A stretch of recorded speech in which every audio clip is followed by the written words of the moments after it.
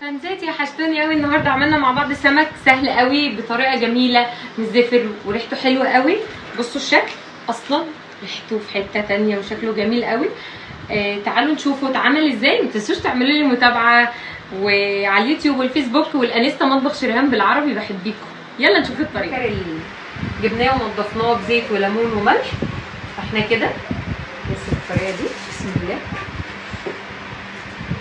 واحده عكس واحده عشان تاخد راحتها. الصينيه معانا بوله فاضيه، طماطم كده،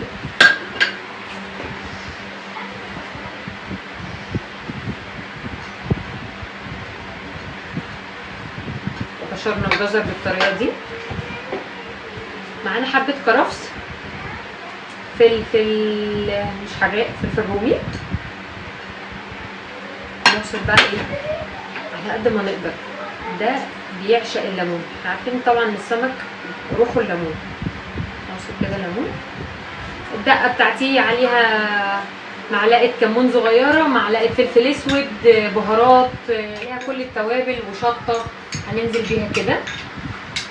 انا بحب بقى الدقه دي موجوده عندي في البيت عشان ايه، لما يبقى عندي سمك محشي اي حاجه تبقى سهله. بس ريحه التتبيله لوحدها في حته تانيه.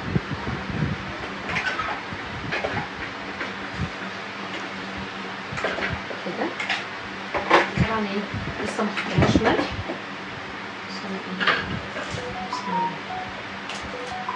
خلينا نحط ايه معلقه ملح صغيره مش ممسوحه، هي دي كبيره، احنا هنحط معلقه ملح صغيره مش ممسوحه، لو كبيره هتبقى ايه معلقه ممسوحه.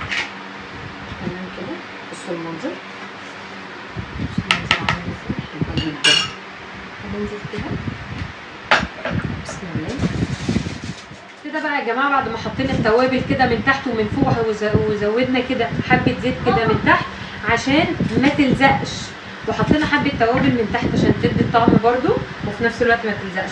بصوا الخلطه اهي حلوه وسهله وجميله. هنولع عليها الاول من تحت. اول ما نلاقيها خلاص دخلت في السوا هنبتدي نحمر وشها. منظرها حلو قوي وريحتها حلوه، مفيش ريحه زفاره.